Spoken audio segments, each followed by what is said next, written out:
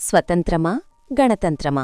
మన దేశాభివృద్ధి గురించి ఎప్పుడూ మాట్లాడినా స్వతంత్రం వచ్చి ఇన్నేళ్లైనా అని అంటాం. కాని గణతంత్రం వచ్చి ఇన్నేళ్లైనా అని ఎవరైనా అనడం విన్నారా? చాలా అరుదు.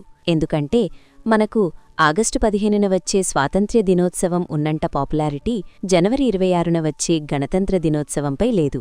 కాని ఒక్కసారి ఆలోచించండి.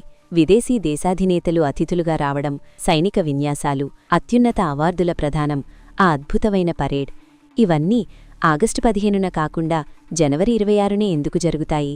మన పాస్పోర్ట్ మీద రిపబ్లిక్ ఆఫ్ ఇండియా అని ఎందుకుంటుంది? అసలు ఈ రిపబ్లిక్ వెనక ఉన్న అసలైన పవరేంటి? ఈరోజు ఆ రహస్యాలను విడమర్చి తెలుసుకుందాం. అసలు రిపబ్లిక్ అంటే ఏంటి? రిపబ్లిక్ అంటే తెలుగులో గణతంత్రం. గణం అంటే జనం, తంత్రం అంటే పాలన. అంటే ప్రజలే తమ పాలకులను ఎన్నుకునే అధికారం కలిగిన దేశం. 1947 ఆగస్టు 15న మనకు స్వేచ్ఛ వచ్చింది నిజమే. కాని ఆ రోజు మనకు మన సొంత చట్టాలు లేవు. అప్పటివరకు బ్రిటిష్ వారు చేసిన 1935 భారత ప్రభుత్వ చట్టం ప్రకారమే మన పాలన సాగేది. మరింత షాకింగ్ విషయమేంటంటే స్వతంత్రం వచ్చాక కూడా 1950 వరకు మన దేశాధినేత ఒక భారతీయుడు కాదు. బ్రిటిష్ రాజు 6వ జార్జ్ మనకు చక్రవర్తిగా కొనసాగారు. ఆయన ప్రతినిధిగా గవర్నర్ జనరల్ ఉండేవారు. చివరకు 1950 జనవరి 26న ఆ బ్రిటిష్ రాజు స్థానంలో, ఆయన ప్రతినిధి స్థానంలో ఒక సామాన్య రైతు బిడ్డ, భారతీయుడైన డాక్టర్ బాబూ రాజేంద్ర ప్రసాద్ భారత తొలి రాష్ట్రపతిగా బాధ్యతలు చేపట్టారు.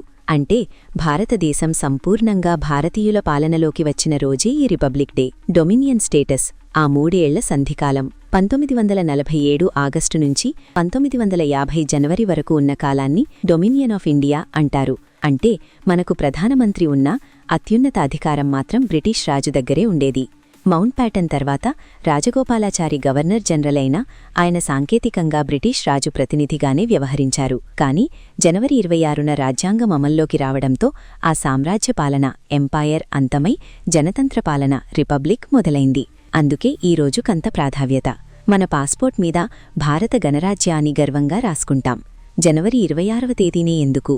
నిజానికి మన రాజ్యాంగం 1949 నవంబర్ 26నే సిద్ధమైంది. కాని 2 నెలలు ఆగి మరీ జనవరి 26న అమలు చేశారు. ఎందుకు? దీనిదెనక ఒక వీరోచిత చరిత్ర ఉంది. 1929లో భారత జాతీయ కాంగ్రెస్ బ్రిటిష్ వారిని విడిచిపెట్టి పూర్ణ స్వరాజ్యం కావాలని తీర్మానించింది. ఆ పిలుపునిచ్చిన రోజు జనవరి 26. ఆ చారిత్రాత్మక తేదీని చిరస్థాయిగా ఉంచాలని భారతీయులు ఏరికోరి ముహూర్తం పెట్టుకుని జరుపుకున్న సంబరమే ఈ రిపబ్లిక్ డే. ప్రజాస్వామ్యం వర్సెస్ గణతంత్రం. ప్రజాస్వామ్యమున్న ప్రతి దేశం గణతంత్ర దేశం కాదు.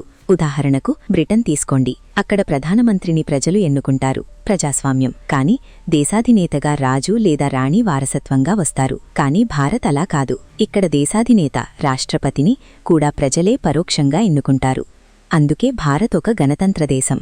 భారతదేశం సర్వసత్తాక, సామ్యవాద, లౌకిక, ప్రజాస్వామ్య గణతంత్ర రాజ్యంగా అవతరించిన రోజుది. అంబరాన్నంటే సంభరం. స్వతంత్రం వచ్చినప్పుడు దేశం విభజన గాయాలతో, మత కలహాలతో ఏడుస్తోంది. తెలంగాణ వంటి ప్రాంతాలు ఇంకా భారత్లో కలవలేదు. కాని గణతంత్రం అలా కాదు. అది ఒక గెలుపు ఉత్సవం. భారతీయుడు అందలమెక్కిన రోజు. అందుకే ఢిల్లీ రాజవీధుల్లో ఆకాశం దద్దరిల్లేలా సంబరాలు జరుగుతాయి. ఈసారి జనవరి 26న జెండావందనం చేసేటప్పుడు గుర్తుంచుకోండి.